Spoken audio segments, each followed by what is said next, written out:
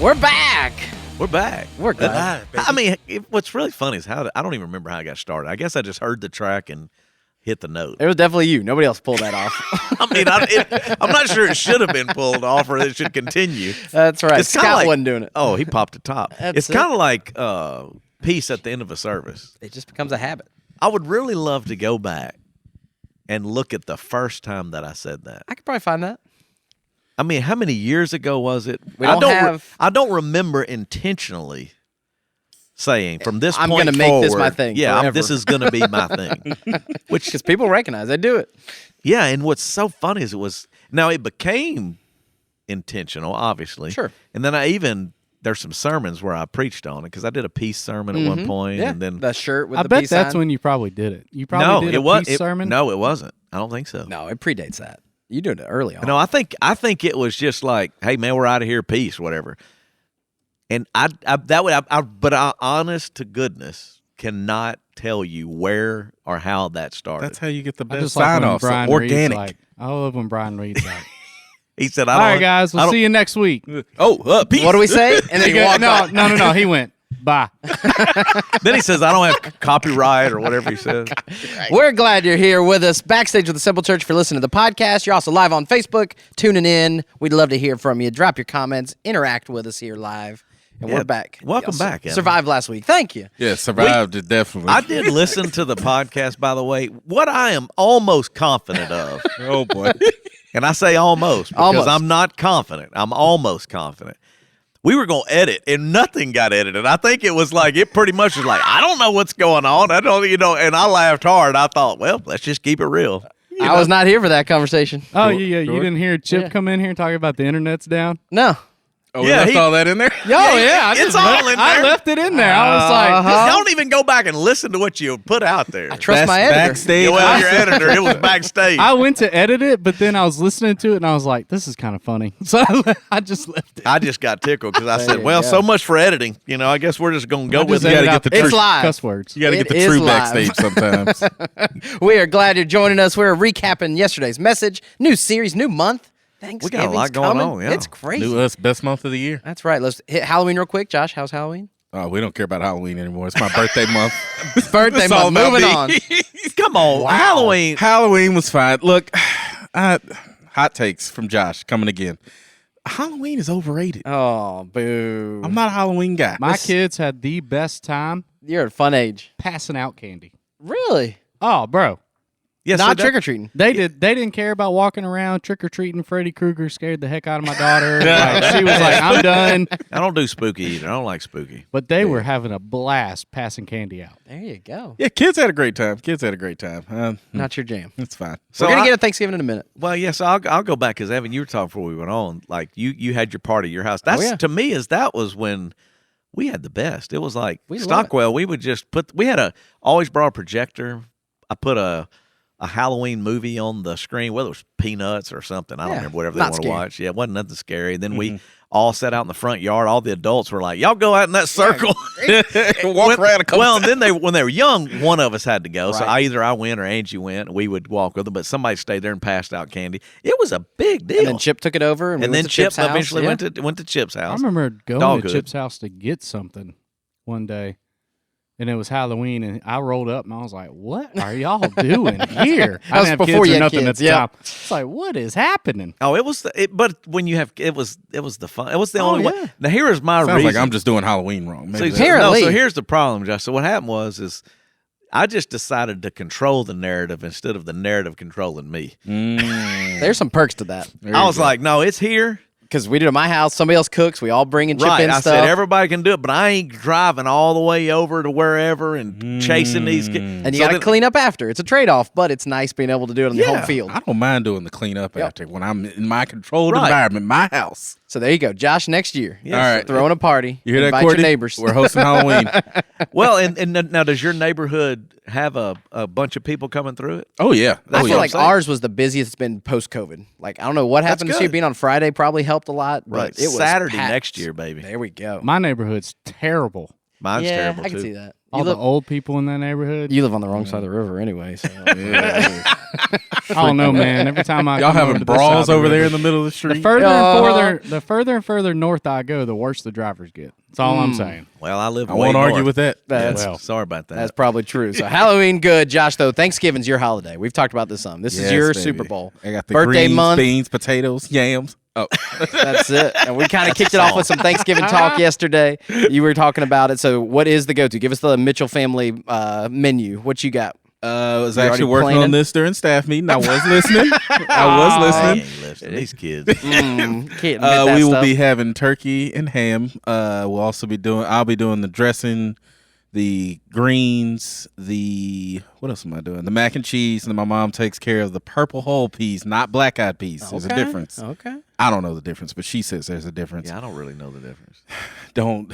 I mean, I like them I'm gonna both. find so- out. When my mom comes back in town, you can Yeah, I ask her like them about it. both. She'll give But you a whole. Let me ask you something then on listen. that hot water cornbread. You ever know what that Oh, is? Oh baby. yeah. Oh yeah. God, man, black eyed peas and hot water cornbread. Oh, Do you make it? No. My mom used to. I mean, my mom's passed, dad's passed, whatever. But my mom's the one that could cook. So hot water cornbread, black eyed peas. I mean, those are things. Now she loved greens. I'm gonna I hook didn't you like up. greens. I never could go there. It was just. I'm gonna hook you up with some peas and some cornbread. Yeah, I'm I got down you. with that. I got you. There's a place in Atlanta called Mary Mac's Tea House. Alright. I've heard of that. Dude, you go in and it is the sweetest tea you've ever had in your life. And then they bring out pot liquor. Like just a straight drink. Anytime you got And liquor it in there, is- I'm sure you're in it. I heard of a pot sticker. Drunk up in there. It is so good. I got I the don't answer. know what pot liquor is, I but don't I'm either. part. It's the juice from the greens. Ah, So they make okay. the greens and then they drain it and then they put the juice out and they just bring the juice out. Do you mind if I go ahead and throw this in there? Because Go this is ahead. Justin Haigler. This is after dark a little bit. It always smells like doo-doo to me, though. Well, Liquor? No, Cabbage, greens. cabbage, greens. Yeah. Like when you walk in my mom, I'd be like, good God. I mean, It's not the It's greatest stinky. smell. You're a big smell guy. You're very yeah, sensitive. I have a super sniffer. Yeah, I have a real problem. I really do. But I make them with brown sugar. Ooh, okay. Get them a little sweet. What do you make I 'em? take the greens. what kind of greens? He just Oh, I said do it. collard, collard mustard, green. and turnip. Yeah. I mix them all together. Oh, he got a little A combo. medley. Yeah. See, this is where. So I was going to go back. getting hungry. It's like Brussels sprouts. I've never really liked Brussels sprouts They until stink. Brad Zagone made some. But And you know what's true? what? They've genetically modified Brussels sprouts in the 90s, and they're not the same when you were a kid. Well, They're there you go. made better. They're less bitter. So Yes. it became trendy and kind of popular, They but didn't it's like not them the then, same. don't like them now. They're Hey, better I can now. tell You you, hadn't had them made right. No, if you Some make bacon? them right, and I'm telling you, Brad Zagone's the best I've ever put in my mouth. It's something with it. I don't even know what he does. I don't know the recipe, but I was like, he goes, man, you got to try them, and man, they are excellent. Brad, we need Brussels sprouts. I'll find. I'll get Have the him on the recipe. podcast. Yeah, I'll get, Brad ain't coming. He'd be like, man, forget y'all. A couple of years ago, The reason to get the Brussels sprouts. life group when we had that Thanksgiving thing. Yeah. Friendsgiving. Will and Mary did mashed potatoes. Okay. I was like, man, these things are so good. I'm like, how did y'all make them? And Mary's like, Bob Evans. Just put them in another container. I was like, you're lying. She's like, I'm dead serious. That's all I buy now. Bob They're so Evans good. I got does some in have my elite fridge right now. potatoes. Bob Elite Evans. Now potatoes. that's a Rick Havens deal because in Cleveland, Ohio, that's a full restaurant. Did y'all know that? No. Bob Evans is a restaurant. I Oh. did not know that. So they had breakfast, lunch, dinner, whatever. So he's like, "You want to go to Bob Evans?" I'm like, "What is Bob Evans?" That's why I was joking about Yankees and gravy. Yeah. Now, how Oh, many yeah, yeah, do yeah. y'all put gravy? I mean, our family never used gravy on turkey. See, but my parents are from the north, and we did all growing up. So that's what I'm saying: gravy or no gravy. Not in a black household. They're Why we anti-gravy? be educated. There ain't no gravy on the table in the black household. Really? See, that's what. Okay, If it's I did there, not know I'm that. putting it on there. That's not to say we See, don't eat if it's gravy. there. Right, but not on Thanksgiving. Thanksgiving, there's no. see, and that's where me too. That's why I always thought for me, it's a Southern thing that you don't. Yeah. And then the crowd was pretty loud. I was like, sound like a bunch of Yankees in here because I was like, I'm not a gravy person. Here's what we had. on Thanksgiving. I like gravy. I like white gravy. I do not like what is it? Brown pepper gravy. Brown gravy? You know, I like what I mean is biscuits and gravy. yeah. I'm a fan of With sausage. like gravy sausage on like rice. I give agree or with that. take. I don't like brown gravy, but I like the old mushroom gravy. And we don't eat gravy anytime except for Thanksgiving. What is so funny about Really? this? I'm sure nobody cares. What do you eat gravy on? Not at all. This is what they're here for. Right. They all say, Gravy, you gravy on want to potatoes. edit this No, out? why not? Leave it in. see, Matt Sanders watching said giblet or no gravy, cranberry sauce. Kathy Wood. 100% on I'm out on the cranberry, cranberry. Matt. I love no, cranberry. you- I'm out. I used to be. I'm for it. I used to be. no, if you don't have Yeah. cranberry, I'm not Good. coming. And Kathy Carter said giblet gravy. I've heard. That's probably from inside the turkey. Isn't it called giblet? Not. The I mean, old giblet? it's The not old giblet. I think it's I have giblet. no idea. It's one or the other. I know think that the much. G is. Now I could be wrong. I'll say, It's if the you're giblet. correct in the I'm from the pronunciation. South. I think it's giblet. There we go. And then AJ Henson don't just really said, "Hey know. Josh, he's What's watching. up, AJ? He's a regular." So they care. Last thing on purple whole peas, I found the answer here. A purple whole and black eyed pea are both legumes in the cowpea family, but purple whole peas are creamier and Oh. milder. My mom's so wrong. They taste the same. I But here love you them go. both. Here's what we did at the, Halloween. You reminded me. Couples, Air Force family, we invited from school. They're from Wyoming. They said at their school cafeteria every week they did chili with cinnamon rolls, and they made homemade cinnamon rolls because we had chili. It's delicious. Hold on a second. Wait. You take a cinnamon roll. Okay. Homemade cinnamon roll. She made it from scratch. Two Well, pans. I mean, who doesn't? You remember Grandy's cinnamon rolls? Ooh. Oh, yeah, we went there after prom. I think This was right when it closed. This is R.I.P. This is real I can backstage. tell you where we didn't go after I think it's a prom. bunch of.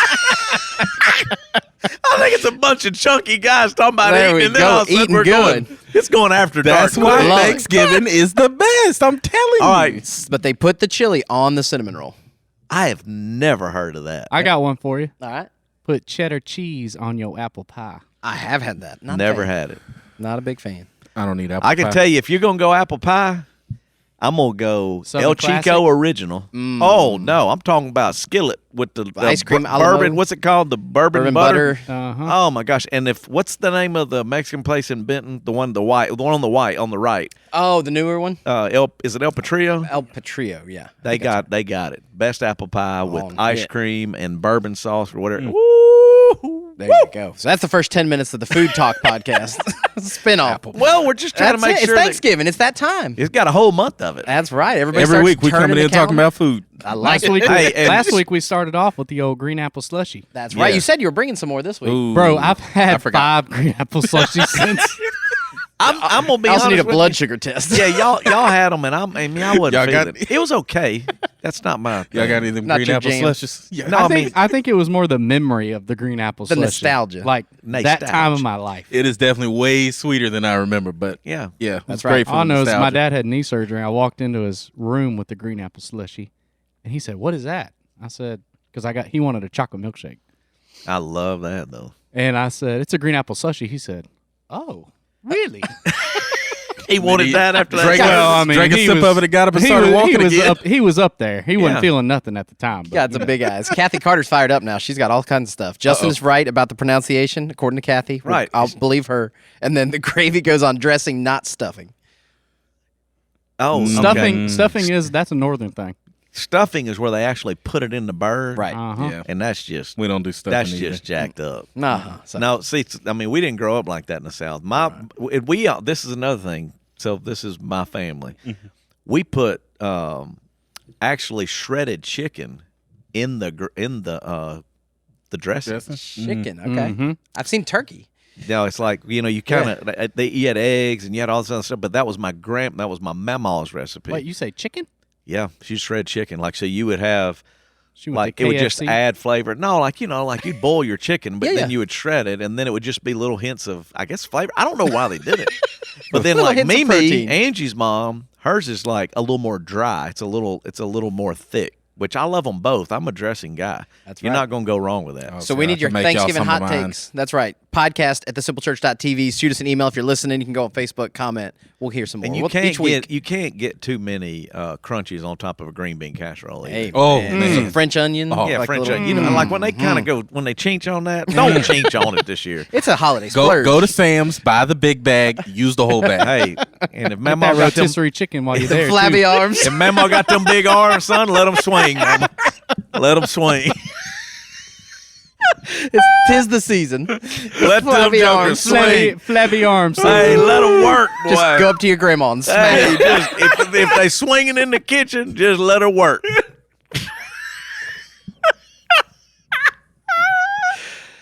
My favorite thing is when I can get Josh tickled. You got him at lunch. I got him at lunch today. I think it was after dark. Oh, I yeah, couldn't we say it can't. here.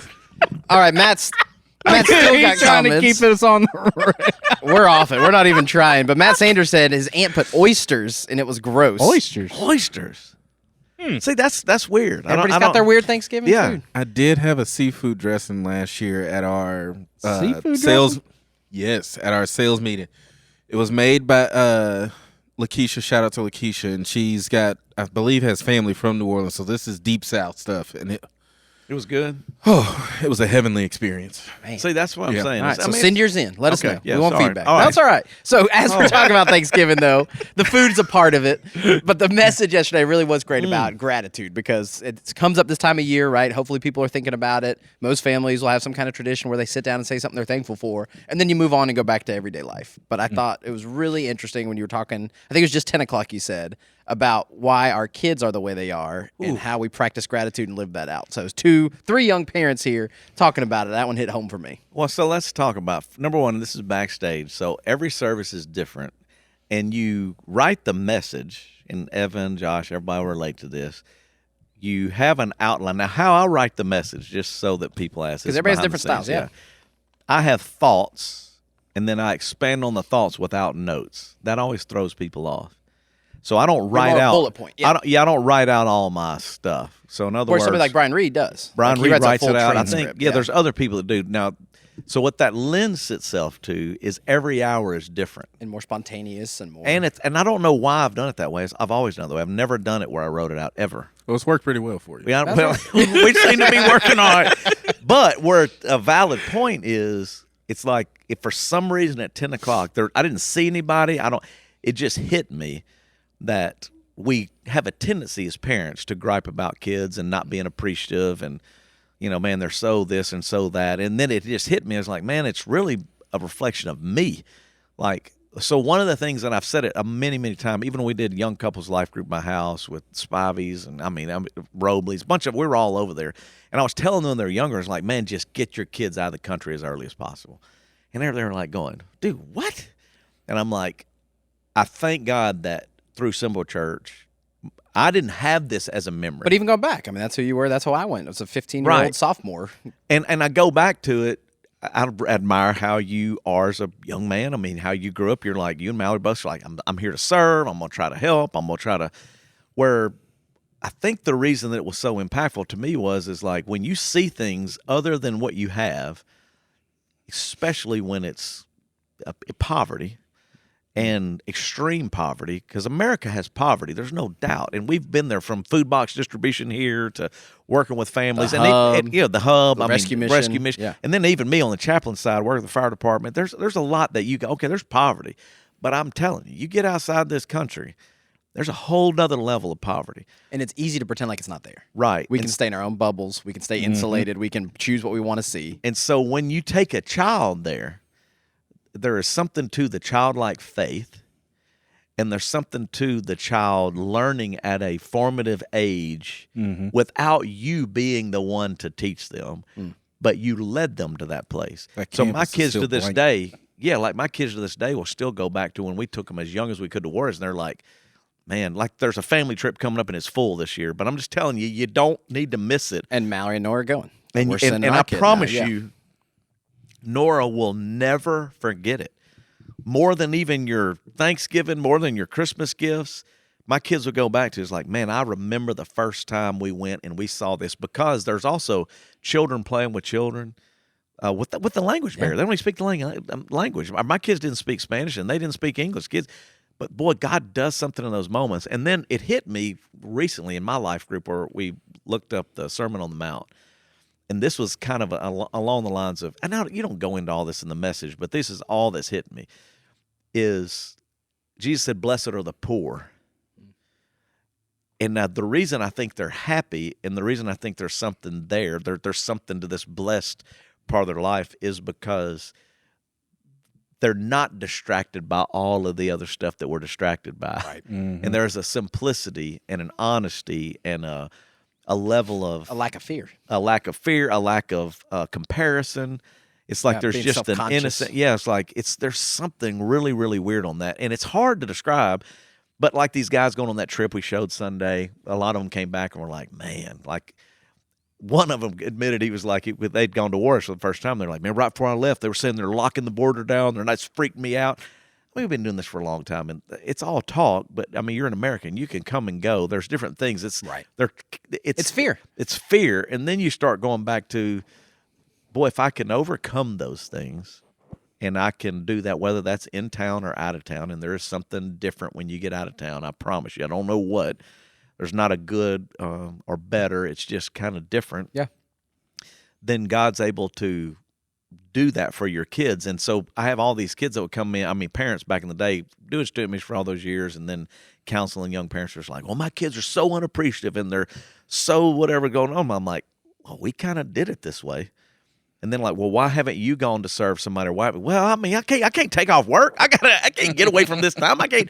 And I'm like, and there's and so your kids are going to go, it is what it is. It's the American Idol phenomenon. It's Yes. those people get on American Idol and can't sing, and they think they're the best singer ever. And it's like, well, how'd they get there? Who told them that? Who did that? Some mama said, you can sing, baby. Go That's sing. right. Almost to the point of You just- delusion. You That just a little positive pitchy encouragement. dog. And it's a fine line. You be Randy Jackson. You just a little pitchy dog. Oh, yeah. It's gonna be a no for me, dog. But it is. They're told they're the best thing ever. You only do things for your family and serve and do it. And it's a balance. It's tricky, but if you don't ever go the other way. And here's the other thing that I was going to say. Like, okay, we got all these opportunities coming up, which you don't want to miss. We're going to be packing food for people. We've done backpacks, but this year we're going to do something coming up in December that's really, really cool. And all of that's special, but you're still in America. Right. And you never really see the person that receives it other than a picture we show or a video. And there's something about, that's the other thing that I loved about the food box distribution when we did it. There is something special about even going to a neighborhood or a house that you're not familiar with, and you kind of, but it is still. It's comfort. It That's is- the word you brought up it a is- lot It yesterday. is. It's just, it's a little uncomfortable. Yeah. Or sometimes very uncomfortable, but the best I can tell, Jesus ain't really worried about your comfort. And there's a lot on there I didn't even cover. Like, for example, when he said, man, birds have nests and foxes have holes, but the Son of God don't have a place to lay his head. You following me? You ain't worried about the hotel you're staying in. And I'm like, man, are we going to be at the Motel 6 or are we going to be at the Ritz? You know what I'm saying? He's like, no, you ain't going to be at either one. He was trying to, and this is thousands of years ago that still apply today. It's like, man, can you get out of your own way? Does it have to be your way? You know, do you have to have everything just so comfortable, so perfect, and then And it's a multi-billion-dollar industry to get Oh. you there. My parents came and kept us. We were at the beach at Staff Retreat, and when I got home that night, I went and go to shut the house down, and nothing turned off. I was like, what's going on? They had gone and turned every switch manually. I have everything on a smart switch. And I was so annoyed that I couldn't go to Alexa and talk and tell the switches to turn off. And I had to go physically to every lamp in the house. And I hadn't done that in probably 5 years. I need you And to I just come sat there help and me laughed set at up my my house. house. But really, I was like, this is so stupid. Right. Like, I was annoyed that this voice-activated smart house Yeah. was inconvenienced for 5 minutes. And times however many layers, if we're honest, that we go and we get the king size bed, we get the yeah. air conditioning low as we like it, and all these things. And I remember being in my teens and being like, "Oh, I could do this." And 20 years later, going on trips, it's like it's a little harder than it used to be. I get it. You get used to being comfortable. Oh, I remember the first time. Also, here's another insight, and this is old age speaking, 56 now.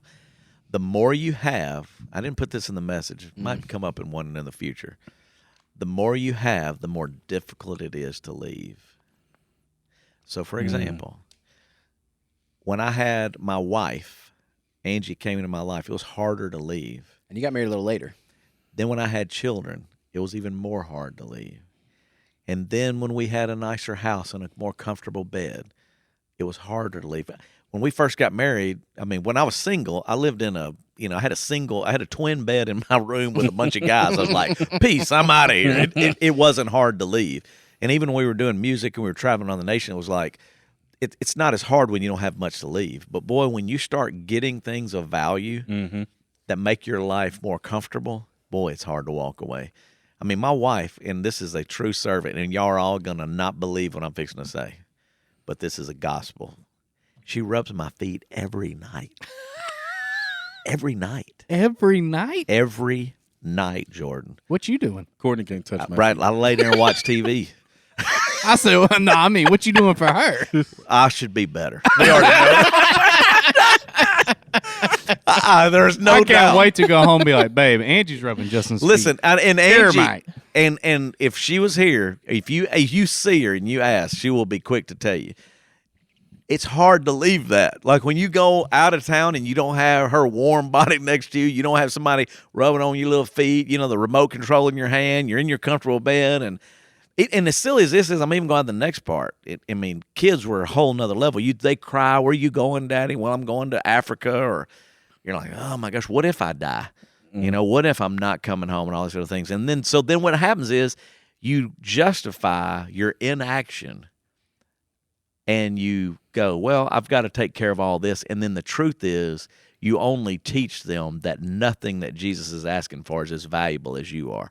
And Jesus says just the opposite. Mm-hmm. Unless you can leave your father and mother, unless you can leave your family, unless you can let it all, man, you ain't my disciple. Dude, that's why I was saying it's one of the toughest messages ever, and we still don't get it. We're fighting for stuff we think really matters, and he's like, man, you still got this thing messed up. And then we think that, well, I can't because if I die, then my family's not going to be taken care of. And so you're going, now God don't care about your family either? So all of a sudden now it all depends on you and your ability and control and your control. So then I started. That's why I had to get to the point like, God, look, it's my life, is your life. What do you want me to do? I'm gonna go do it. And you obviously are talking about all these things, and then your kids learn that if you never go, if you never serve anybody, and you never sacrifice, and you never get uncomfortable, neither will your kids. Mm-hmm. They're all going to look at you and just go like, hey, man, turn that TV off for me, Daddy. You watching? You think I'm playing? It'll be like, hey, man, bring me my drink. Hey, Mama, or whatever it is, pick me up at school, get my home. And we're the ones, we all are the same way. I mean, I'm no better. I'm just as guilty. So it's, how can I force myself to to be uncomfortable? And can the people around me see that, witness that, and will it stretch them to do the same thing? And another practical, I've said it before, is the chaplain role now is my attempt to force me to uncomfortable because I like comfort too. So like as a pastor, like yesterday, we had a loss. I mean, Gina Perkins passed away, and Dan called me, and we went and ate, and then I was like, after church, I've got all that going on. I'm like, am I going to drive over there? Or am I going to go home and chill on the couch and watch the game? I'm like, dude, I need to go over there. Well, thank God I got to pray with her before she passed, talk to Dan, and all this stuff's going on. And then I'm thinking that uncomfortableness for that hour or two is what God uses in their life and in my life. Because there were special moments, the hospice nurse, we were learning. There was just so many things in that moment I'm thinking, I don't get that. And then it goes to the same when the alarm goes off and somebody's calling, hey, we need to go to this fire, this is what's going on. It pushes me because everything in me wants to stay in bed just like everybody else. Sure. I'm like, God, I don't like, I mean, so as a minister too, that's the part of the church that's probably the most concerning to me, is that we've created pastors that everybody serves them, but they don't serve nobody. Yeah. The Big C church, right? Yeah. The American Big C. church. Yeah. Like, it's kind of like, hey, man, he got a parking spot. He got all these other things going on. It's just like, man, how jacked up are we really that?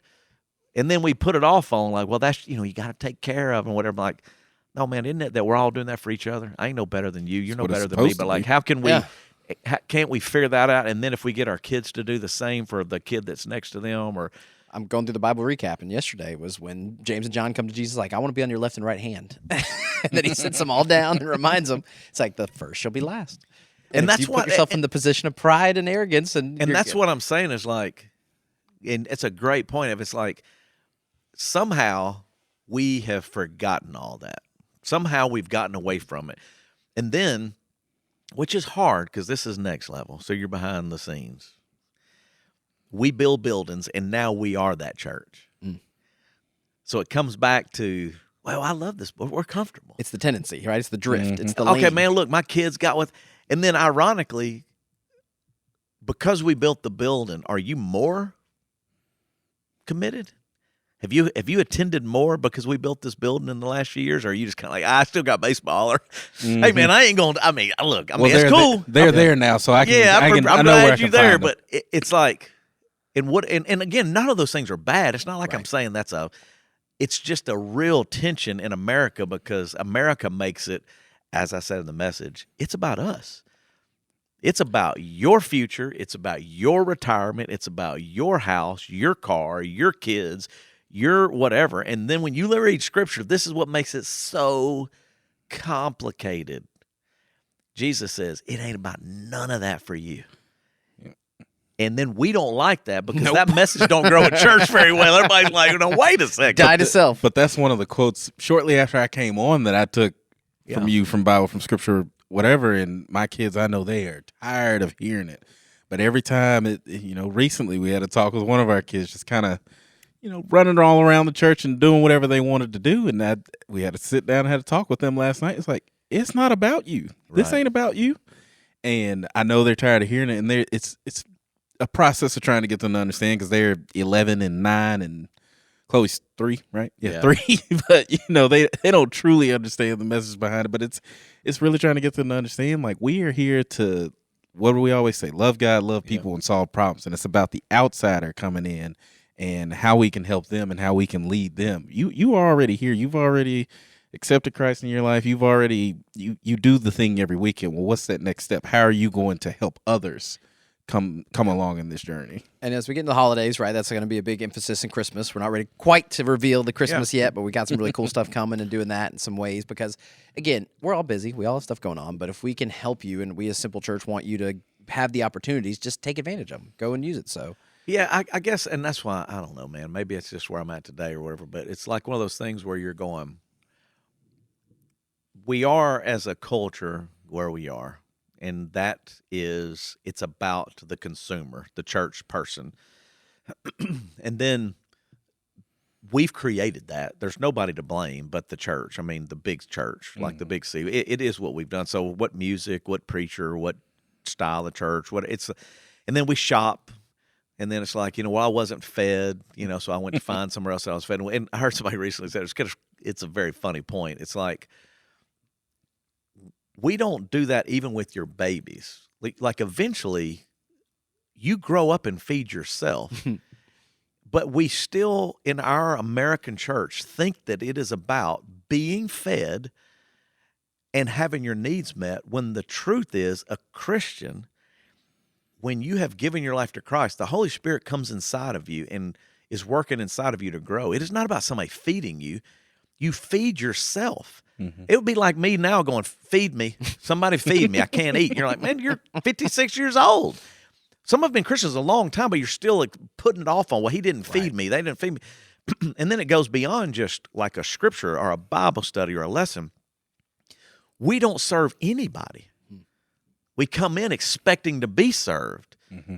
Like, well, nobody really took care of my kids today, or, they didn't really have what I was looking for. And I'm like going, somehow, and this is where there's a bunch of tension in the modern church, and it goes thousands of years back. It was like, but no, isn't it about like when you're coming in looking for what you're going to do to help? So like when you're walking in, instead of going, man, I hope I get something out of it. And I've said it a lot over the last few weeks in 18 years, but then like when you sit down, it's like, man, how's my neighbor doing right there next to me in the pew? Man, you okay? Mm-hmm. But we can't even get out of our own way to look at someone else because we're so self-absorbed. I don't like that song. I don't like that. Anything. Yeah. It could be anything. Well, I need something because I'm going through this hard time, whatever's going to go on. And if we could ever switch it to where even in those little moments, a hi, a hug, a how are you, when you could create an environment that's genuinely what's happening, how much different would the communities and the churches be? And yes, you're still going to preach. You're still going to sing songs. You're going to do whatever that's going to be that you've traditionally grown up with. But if that's all Christianity is, we're really short. Mm. If it's just singing and preaching, then, man, we've really missed it. So then it goes to the next thing of going, how am I going to live that out and put that into action? And then I can even do that on a Sunday morning when I'm coming in to encourage the friend that's got cancer. It doesn't have to be the pastor that did it. I can do that. Right. or hey, let me help your kid. We still, and we joke about it, correct me if I'm wrong, in the latest church, Big C, not our just church, musicians now and most people preschool, whatever, they're all paid.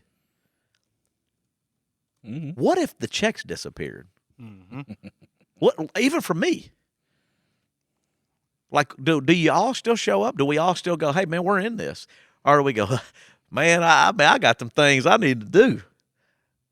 So, and the reason I said it, out of gratitude now, like I'm grateful to have a check. I'm grateful that my family was able to have their needs met. I'm grateful that I have people to do life with. I'm grateful that I have friends in my life, and I'm grateful to have been able to go around the world and see things and train. So then out of that gratitude, what can I give back? And how can I continue to serve someone? And that's not just the pastor, that's Christianity. You see what I'm saying? It's like, no, that's the pastor. That's what he's supposed to do. I'm going to watch the game or whatever. I'm like, okay, cool. I mean, I like the game too. But is that all it is? And then that's, to me, the part that's probably, I mean, and we're keeping it real backstage. If you took all of the perks away, are you committed tomorrow? See, because that's where Jesus was like keeping it real. Mm-hmm. He's like, hey, look, okay, you ain't getting nothing. Like, and that's why I'll give you one. We've for 18 years, staff has eaten lunch together for 18 years. I did it intentionally 18 years ago because I came from an environment where at one point they were like, you can't go out to eat together, which is still one of the weirdest things I've ever heard in my life. Church staff? Yeah, they were like, y'all don't need to be eating together. Y'all need to separate, which was really weird, but that's a whole nother story for another day. Different podcasts. All right. But so I was like, hey, man, when we start Simple Church, it's like a family. Let's eat dinner together at least once a week because, honestly, we don't see each other. Most people think you hang out all day during the office together. But everybody's doing ministry, whether that's going to a kid's thing, a ball game, or whether that's going to work on a podcast or somebody's going to edit or somebody's going to children's thing, and I'm going to hospital. So my thought was, like, man, at least we can have dinner together. And it's once a value week. to you. It's a value. Like, hey, man, you matter. But how often have we joked about the ungratefulness, even of us after all these years of doing it? It's like, what are we doing? We really got to go eat today? I'm like, you don't got to do nothing. It can happen to anybody, right? It can. That's why it's us. Yeah. It's even as a staff. It's not like we get a pass. I mean, we're human. So then it's like you don't really even appreciate what you have. So your kids are no different. If every day you walk in and everything's provided for them and you never help them to see something different, then they never appreciate what they have. Just like the Steve Hartman video yesterday of that kid with fresh eyes with the birthday party and how Yeah, he like, I mean, I reacts to cried it. every service. I held Yeah. back the tears. I mean, I didn't come out there. But I it's wanted emotional. to. Yeah. Because I'm thinking, like, how many birthdays do you blow through you don't even care about? You go straight to the present. You didn't get what you want. You're mad. Yeah, or whatever. Yeah. You go, I mean, it's like, well, okay. And it's about perspective. Hint for this week's message. It's like you just see things differently. So you kind of walk through and go like, man, I'm thankful to be here with y'all. I'm thankful we can do this, that people tune in. I'm thankful we have a podcast. You go like, man, I'm thankful that I could go to the refrigerator and drink a I mean, really, there's grab a people that Coke. can't do all that. I mean, that's something from the beginning of the church. People joked about. It's like, you should put some money, like a bucket out there so people pay for drinks and do Right. stuff. And same thing with the staff. Yeah, right. And then you go back and perk. go, it's just a small, like, and it goes back to even that. Is like, I remember we were first starting and putting all that stuff out there, and they're like, I'm like, if you come to my house, I don't put a bucket on the table for you to get us something or a drink out of my refrigerator. Like I don't put a bucket out if you come over. Hey man, we're watching the game, and go, hey man, if you go gotta eat put them something- chips, go ahead and maybe leave that 5 on this table. Davin went and took and drank the rest of my milk in my fridge at the Halloween party Friday night. Send him a bill. Send him a bill. I will. Milk's high right now, man. Send them that Venmo. So, and then it goes back to, I mean, some people think I'm probably out there, but I'm very grateful for America. But why I'm grateful for America, because I've been outside of America. So I'm not grateful just, I mean, all it takes is Everything's not perfect. yeah, but it's no, pretty great. No, it's pretty daggum good. Pretty No good matter, even deal. as messed up as we are, it's Yes. so you pretty go good out of deal. this country, and we joke about it, but like, you know, Haiti's the worst. I mean, Rwanda's bad, but Haiti's the worst. It's the worst place I've ever seen in my life. I mean, it is really bad. And you could live your whole life And and never care and look at anything about Haiti, but it's happening in 2025 right now. And then what's crazy, and I did it a couple of weeks ago, But when we went down there, so I had business owners. I mean, people with a lot of money went with us on this trip back in the day.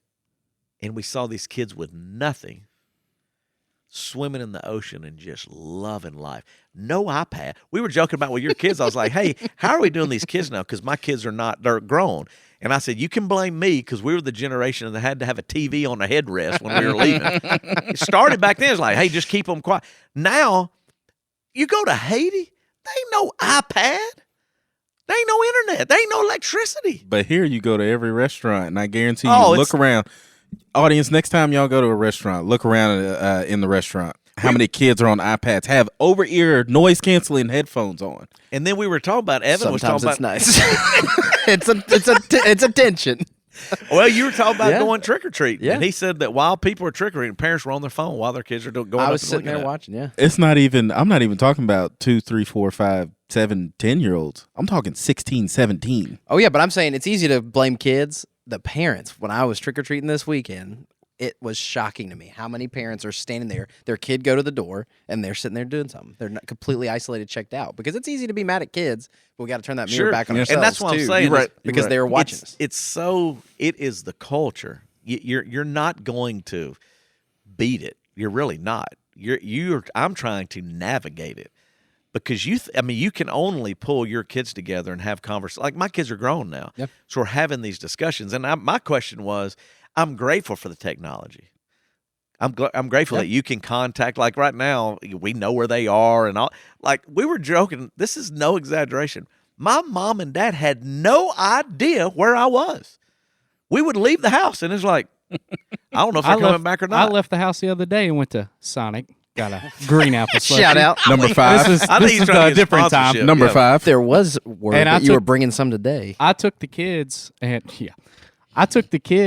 and Tyler was doing something at the house and we left and I left my phone and I was just like, well, all right. There we go. But it's hard to do. It's hard. It's not very common anymore. So going back to the church overall, we're not perfect. We don't get it all right. But one thing I do really respect and love about Simple Church is the emphasis on other people, and talk about child sponsorship. We got to do this with Rwanda, and we had a really great turnout. Thank you to everybody that was a part of that, and it was beyond what we expected. Yeah, I think it said over 90 kids got sponsored, which is awesome because we don't make any of that money. So We don't just get a cut. No, They're you not don't get paying a us. cut. When I was in Christian music, we got a cut. So it was a little different And deal. just a little backstage peek, right? If you ever go to these tours and things from Yeah. musicians, companies pay. They're great organizations. They're Yes. doing good, but the here's artist gets but here's the interesting side of it because we'll go back down this Let's road. go. The reason that Compassion or African New Life or whoever, 410 Bridge, there's all these great World Hunger. The reason they pay, those organizations pay money so that they will have an audience. Now, this is what I was kind of referring to, and I don't remember what hour yesterday because they're all a blur. Because Christians don't care. We care more about a cool Christian song, and we'll pay for the ticket, we'll pay for the album, but a child that is starving or a child that has no clothes or no medical. Now, just think about where this is. So the Compassions, the West Staffords of the world, who were like, man, this is really jacked up, who created a system to help these kids in need, said our best way to do this is to pay Christian artists, because, by the way, Christian artists aren't rich either, the majority. I mean, they're all struggling to make it through. And I know that for a fact. I mean, I made $700 a month when I was on the road with Jeff Moore, which that's in the 90s, but just still, the math didn't add up, man. It was Math tough. ain't math. No. So when I say that, so that they would have a chance to get them in front of an audience that might make that choice. So you had to pay for the opportunity to get it out. Now, here's what I was saying back to the church. This is why I am proud of Simple Church. I'm thankful that 91 people, with everything else going on and our economy the way it is personally right now, it's not the greatest economy. There's a lot going on. Said, man, I'm going to pick up that packet and take care of that kid. And it is a sacrifice. But what's interesting is that the big C, the big church across America, we could solve the problem in seconds, but we don't. There's billions of Christians around the world. You could solve the problems in seconds, but we don't. And then we don't even really give it an audience. I'll never forget when 410 was like, and 410, African New Life, all of them were like, Now, wait a second, Pastor. So you're going to get up and tell people about this, and you don't want anything in return? Now, think about what they were asking, because most churches will not give a Sunday morning pulpit to an outside organization. Do you know why they won't? It's because it affects your bottom line. You take in less giving. Because we figured out just yesterday about $45,000 left the Simple Church when you sponsor those kids. When we did the math back in 2010, it was our 10-year, was it 2010? 2017, because I think it was our 10-year anniversary. $1 million was given to sponsored kids around the world through Simple Church. Over $1 million. Now, why I say that, you go, well, what difference does that make? No, that would mean it's not coming to us. It's not paying electric bills, salaries. There's nothing. You're not getting a penny off of all that. So most will be like, man, I don't know if I'm going to go there because I need every dollar I can get for myself to make this church survive. Because they've overextended themselves. And what I'm saying is we're all there. But I always go back and go, man, like, God, don't let us get to that place. Like, we have been blessed. We're grateful for the things we have, whether that's buildings and, like, I mean, it's silly, but lights and all the LEDs, and we put the new sign up, and it's amazing. I mean, all those things are helpful tools to be used to hopefully further the gospel. But as I have always said and still committed to, all those needs out there in our community, in our nation, and in our world, we cannot neglect those to make things better for ourselves. You just can't do it. We still have the tension, and we don't do as much as we could, and we do a lot. But I hope and pray that as things continue to grow on, we will, out of our gratefulness, we'll continue to give and give those platforms to be able to help more people in a way that Jesus really is honored by. So if I'm dead and gone tomorrow and y'all make it into like the mega church, then I'm haunting all of you. But I just don't think, and again, we're not perfect. Just like you were saying before, we still mess it up. We still do a lot. Because some people say, like, well, why'd you build an LED wall instead of giving that money away? And I think it's a valid point. Yeah. I would say I'm working through that. Sure. Because there is a tension of going, you're in the community, and that will advertise. It will help get people here. It lets people know what's going on. There's purposes and reasons. But if you are weighing them, I mean, you're kind of going, yeah, I get it. And I hope that in the end, you grow the church to a level that enables you to do more for more people. And the only way that you do it, there's a tension of growing the church and then doing more for other people. So if you don't put the LED, you don't get the building, you don't do services, you don't LED, well then can it grow? 12 people in a house. Right. Yeah, you're not able to do as much good as even giving away. So there's a tension there, and it's not an easy tension. It's not like I go, oh, I got it figured out, or Simple Church has figured it out, because, man, we don't. We're just trying our best to go. If you get our reputation and you go out there and you ask people, they don't say, man, they got an awesome preacher. I've rarely heard people say that. I have heard. I know, but by me, I'm being honest. Sure. And I'm not offended by that. I think we have an incredible band. But I don't hear people just going like, man, their the worship music. That's is, why I come. Oh, yeah. I'm proud of, I mean, I think I do pretty good communicating. Not great, but okay. I think our music is really good. But what you will hear people say is, man, they helped a lot. Man, they did this for this school. Or, man, they did this for these nurses or these firefighters or this. And that, to me, really is the determining factor. And you go, well, why? Why did we do child sponsorship yesterday? Out of our gratitude, we gave. Out of our thanks, we gave. And the more God does for us, we continue to give. Because when you look at the scripture and you look at what Jesus was about, that's what he told us to do. I mean, still, I remember Bono. I mean, and this is like Bono. He's my, people don't, people worry about political affiliation, all this stuff. Look, dude, I'm a rock guy. I wish, I hate politics all the way around, but I love rock and roll. Okay, so I've got my own issues, but I love a rock star that makes a difference. If there's something that gets me excited or like, it's because it's the crossover. It's because it's in my world. And I value those things on that global aspect too. So for me, I remember when I was younger and I would see Bono and I would see, and I remember him saying this, is like, he was in a taxi cab. I don't even know what the video was. And some taxi cab driver was asking, somebody had videoed him. And he was just talking about, he's like, look, man, I'm a rock star. I live in a mansion. So let's don't sugarcoat it. It's not like I'm poor. Dude, you two sold so many albums. We've done all this stuff. We got all these things going on. I'm going to do a show. I'm going to be on tour next year. They're doing whatever. But influence is a currency. Be careful how you spend it.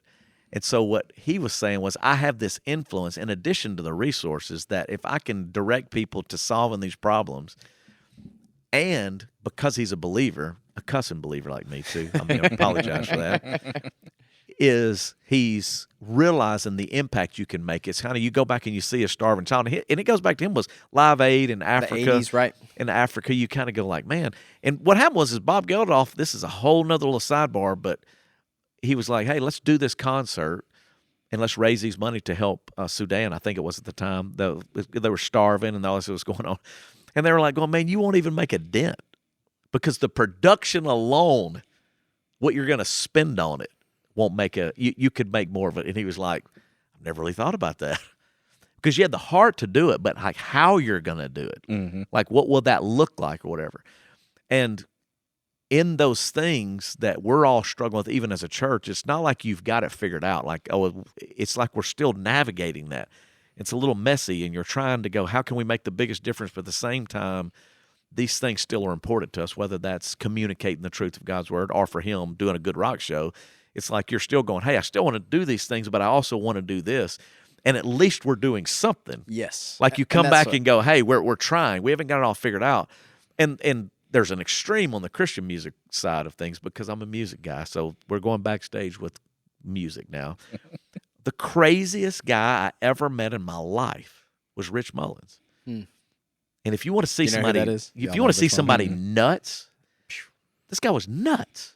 The 90s super. He wrote Our God's an Awesome God, the pinnacle of success in Christian remember music. that song. There you Okay. go. He wrote it. There we go. Okay, so I'm just giving you one because he was known for that.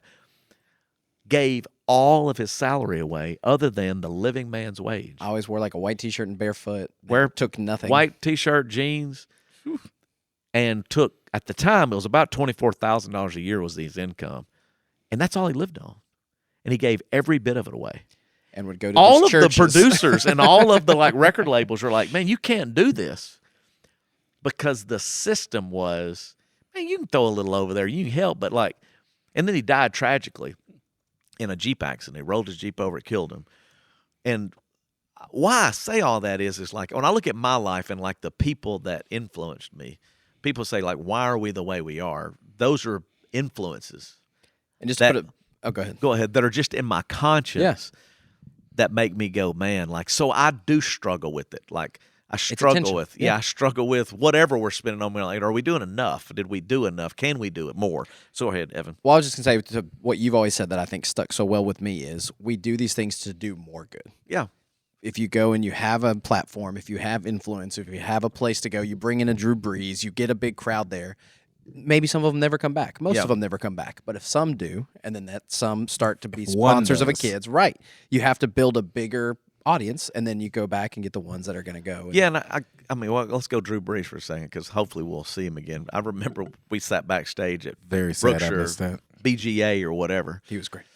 And we paid him, But it went to his charity, right? Some maybe. Maybe. There's some charitable foundation. I don't know. I mean, maybe. I don't really know what he did with it because he wasn't transparent, so I can't say for sure what he did. But here's what I would say is in those discussions, we're sitting backstage and we brought him in, and I told him what we did, which was take over every laundromat that we could in the state of Louisiana and pay for people's laundry. They couldn't afford it or whatever. I remember him just looking at me like, dude, what? I'm like, look, we brought you in because at that point, that story was about the great comeback, helping people come back from disaster. His was come back from an injury. New Orleans coming back from Katrina. Haiti coming back from the hurricane. That was the context of that series, and it's on YouTube. You can put it in the show notes, as they say. There you go. Right? But I remember Drew just going, man, that's cool. That's different. Well, Dak's coming in this week. Right, so I remember asking Dak to come to that event, which is kind of fun, And Dak was like, man, I'm fishing. I ain't coming. He had just gone to the Pro Bowl with Drew Brees, and they had connected. And so I thought, man, it'd be cool if you come in and you're from here and he's here. But I also understand Dak's like, man, I'm not there yet. Yeah, after a long season. Okay, but then here's the irony and how it all works.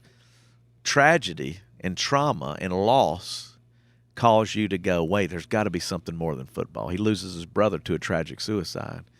And then he creates a nonprofit. Loses his mom. And look at what Dak has become out of the loss, out of his gratefulness for his mother, the gratefulness for his brother, and then the tension of losing that created some good ministries / nonprofits to help people going through that. And that's why I love Dak. That's why I love Drew. And you can criticize his motives. You can go, it's just a tax write-off. They don't care. It's just something to do. But it does good. It affects real people. But I would say it goes back to their gratefulness. They're grateful. Why is he coming back to Halton? He didn't have to give Halton all that money. He redid their field and all that kind of stuff. Why? Because he's grateful for the coaches. He's grateful for the city. He's grateful for what people have given him, the community. So it's like, hey, it's the least I can do is give back out of. I'm thankful, and so I give. And so what I always like is like before you point the finger or criticize, just check the mirror. Really go back and go out of your gratitude for a simple church. This is what's always fascinating to me. We have a lot of people at 10 Centuries never give a penny, never given a dime to us. Now, I don't really understand it because if you're thankful, I would want you to, me personally, if I'm thankful for something, I give to it. I'm like, hey, man, I'm thankful. Yeah, well, Dallas Cowboys, as bad as we are, okay? Playing here in a couple hours. I still buy the stuff. Yep. I mean, I'm thankful for it. I mean, hey, it brings me fun. It's like, hey, and I'll put a little towards you. Me and my brother going to the game. I mean, here in Detroit, it's like, well, I'm grateful. Hey, this is just a fun. It's like, but then you put on the spiritual side. It's like, hey, man, I'm really thankful for the church. Thankful for you. Hey, man, you gonna help? Nah, I ain't gonna get nothing. It's cool. We cool. I'm like, and that's why I go back to all of us are working through that. So like perfect church, no. Got it all together, no. But are you thankful for anything? Are you thankful, for what God has done, or is it just a place to give? There was a guy we went and saw, Jimmy Hall, at Silver Star this past week. Okay, it's a musician, super talented musician, 76 years old. Brings in Nashville players. This guy, Chris Blackwell, I think his name, guitar, but just incredible musicians. And I'm sitting here, and it's a bunch of, ain't nobody there. I mean, it's a small crowd. At the stage? Yes, at the stage. I take Ian with me or whatever, and I'm like, man, this guy's blinging. And I'm thankful because we're going, man, this is cool. It's free. Don't cost anything. And anyway, I'm like, hey, how did this guy get here or whatever? One guy said, man, I'm so grateful for this guy and what he did and encouraged me in my life. I just decided to hire him and bring him in. No organization, just a guy decided to pay for them to come here from Nashville and to play this show. And I'm thinking, out of his gratitude, he gave back to him. And then I'm like, man, that's cool, bro. Like, his name is Steve. I mean, I knew him because I'd done a wedding at his house. And he's like, no, I just loved him, man. I just wanted to give back. And he goes, you see that guitar he's playing up there? And I'm like, yeah. He goes, I gave it to him today. And I was like, dude, it's a nice Fender Stride or whatever. Man, that's cool. And he was just like, yeah, but all they've given to us and this music and their man, I figured the least I could do is just give him something. And I'm thinking, that's not even the church. Mm-hmm. You see what I'm saying? It's kind of like, but so how much more should we be that?